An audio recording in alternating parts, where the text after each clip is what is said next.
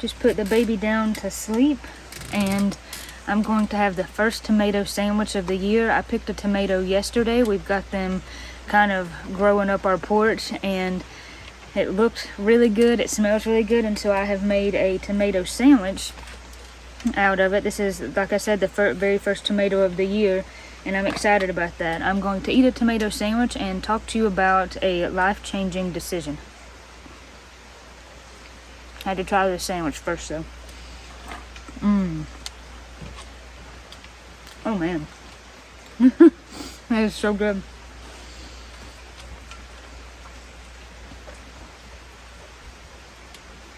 Wow. Those tomatoes are so good. I think that's a Cherokee purple. It's got really good flavor. So before I finish my sandwich, because I don't want to eat on camera and be rude here, I want to talk to you about a life-changing decision that I am trying to implement every day. I'm already seeing a lot of change, and it's just something that I want to share with you. I've got my notes here in front of me. So before I tell you what this decision is, let me tell you what this decision can do for you. So, sometimes in life, maybe you feel worried or afraid, burnout, exhausted. Maybe you're just going through something. Maybe that's causing you to just have a lot of self-doubt and doubt your abilities. Maybe you feel jealous of other people's success. Maybe you just feel like you're living in survival mode. You're not even thriving and enjoying life. You're just surviving. Maybe you feel distracted, like you can't live in the moment, or you feel restless, okay? I think we've all felt like this at some point. Now, by making this one decision, picture this. You don't feel stressed. You don't feel worried. You're well rested. You're content with your lot in life, your season in life. You're content with your abilities. You're confident. You have a joyous life. You're living in the moment. Just think about the happiest that you've ever been, and then think about if that is how you could live every day. What is this decision? I will do what I can do, and I will surrender to God what only He can do. What only He can do. That's the key. This sounds obvious, right? I mean, as Christians, we know we're supposed to give everything over to God. But listen, here's the trick, and here's why this is life-changing. Because making this specific decision, I will do what I can do, and then I will, let God do what only He can do.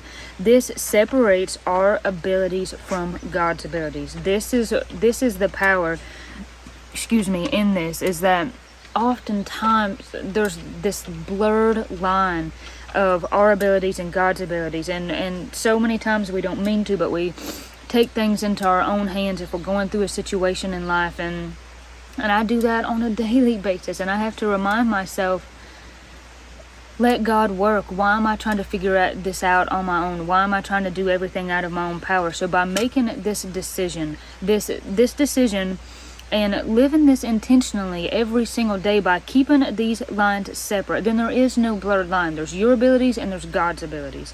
And there's that distinction. And having that distinction is gonna, I feel like, allow you to live this abundant life that God promises. In John 10:10, He says that I am come that they might have life and they might have it more abundantly. And then in Ephesians 3:20, He says, this is Paul talking, now unto Him that is able to do exceedingly abundantly above all that we ask or think, according to the power that worketh in us. He not only wants us to have an abundant life, but He says that He can give us more than we could even ask to think of. So when you make this decision, when you go all in to surrender everything to God and let Him do what only He can do, then you can operate from a place of peace and rest and joy, and you're not operating out of a place of anxiety and scarcity and restlessness and never having peace. I like to think of it like this, and this was an awesome phrase. I did not come up with this. I seen this from someone else. If we're working, then God is resting. So if we're trying to work our own situations out, our own problems in life, then God is resting. We can't both work at the same time, but if we're resting, then God is working. And I like to think of it as there's only one chair. There's like one office chair, and we both can't sit in it at the same time, right? So how do we surrender everything to Him? Just a basic definition of surrender is to cease resistance to an enemy or opponent and submit to their authority.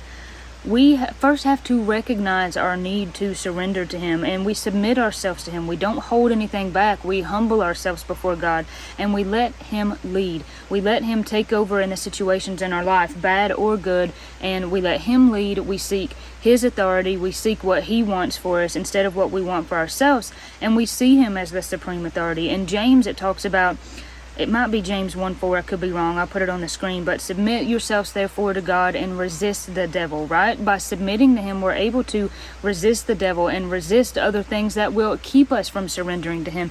And speaking of things that can keep us from surrendering to Him, pride is a huge source of just not being able to surrender to God. And we know that pride is of the devil, and we all have pride to some level or degree, and it's something that we have to fight, because we can't have our loyalty divided. It also talks about in Matthew 6:24, no man can serve two masters, for either he will hate the one and love the other, or else he will hold to the one and despise the other. You cannot serve God and mammon.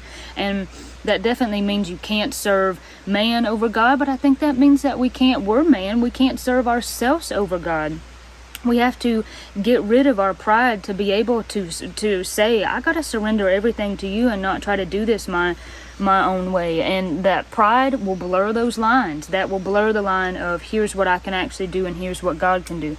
So all that is great, but how do we do that? The first thing is, you can pray this prayer every single day. As many times as you think of it, you can say, God, help me to figure out what I'm actually capable of, and help me to surrender to you what only you can do. That is a great place to start. And sometimes you don't even realize that you need to surrender things to God, but just having the awareness of, if you're tired, you're exhausted, you're burnt out, you're operating from a place of just fear and anxiety and just never having peace, then this is a great sign that you need to surrender things to God. And another thing that really helps us be able to surrender things to God is trust. Is our trust in Him. So if I was going to ask someone to babysit my baby, would I go ask a stranger, or would I ask my parents? Would I ask Austin's parents? I would ask them, because it's someone that I trust. So we're able to surrender things to God because we can trust God.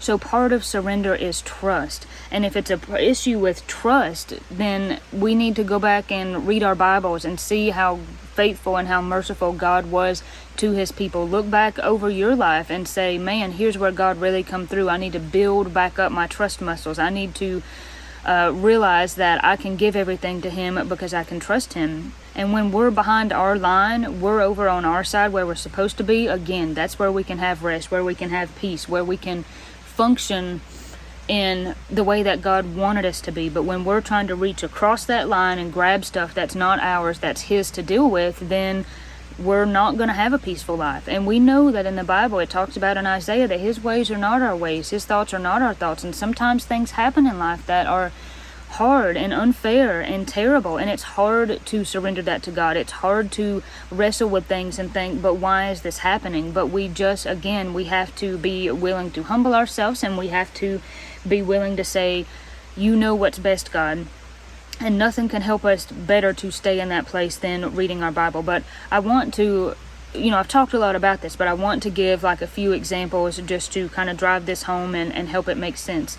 So any kind of situation that you're facing in life, a financial situation, a relationship situation, anything that you're going through that's hard, and there's always going to be hard stuff that we're going through. And so what I mean by surrendering that is those things don't weigh on your mind more than the time that you're spending having God on your mind, more than the time that you're spending praying to Him, reading your Bible. You don't focus on those things more than you focus on God, no matter what it is, no matter how tough it is.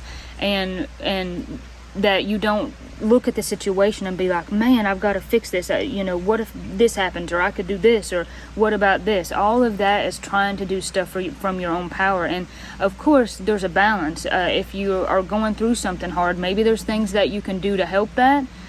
Maybe there's not. But a lot of it is a heart posture. And I said this in a recent video, I used to think that was like a very strange new age term, but it's really not. It's about your mindset. And again, you can let me put it this way. There are things that we have to do. There's decisions we have to make on a daily basis. I don't think God expects us to just wait for him to call down with a megaphone our every move. But we can make decisions and do things in our own life with the heart posture of, yeah, but I'll put you first, and I will surrender this to you, and I will let you lead, I'll let you guide. And it reminds me of a verse in Proverbs. It's in chapter 16, and I'll put the verse number on the screen, because I know it's chapter 16, but I can't remember.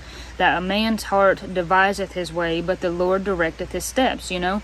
And I think about 2 Timothy 1:7, where God tells us that he gives us a sound mind, and I think that we can claim those things, but we can still live from a place where we surrender things to him. And when we do, again, we can have this peaceful life, because at the end of the day, we're not going to be feeling like, man, I have this situation and I can hardly lay down and sleep because it's so stressful. Or at the end of the day, man, you know, the task list is just unending and there's always chores and I just can't ever seem to get it done. We're not going to have that restless feeling. It's amazing when you realize there's only so much I can do in one day, and that is a blessing. We don't need to be staying up all night long trying to solve our own problems or trying to get ahead. We need to rest, receive the rest that God is offering us, because we can commit our way to him, trust in him, and let him bring things to pass. So I hope that this video will be helpful. I'm going to finish my tomato sandwich before the baby wakes up.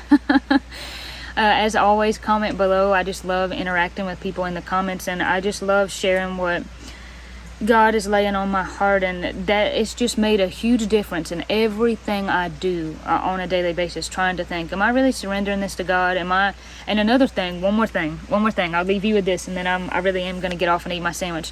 But another thing that has been helpful for me is asking myself, what I'm doing right now in this moment, during a day's time, whether it's just a season of life and maybe it's a long-term issue you're dealing with, is it from, am I trying to deal with this from anxious ambition?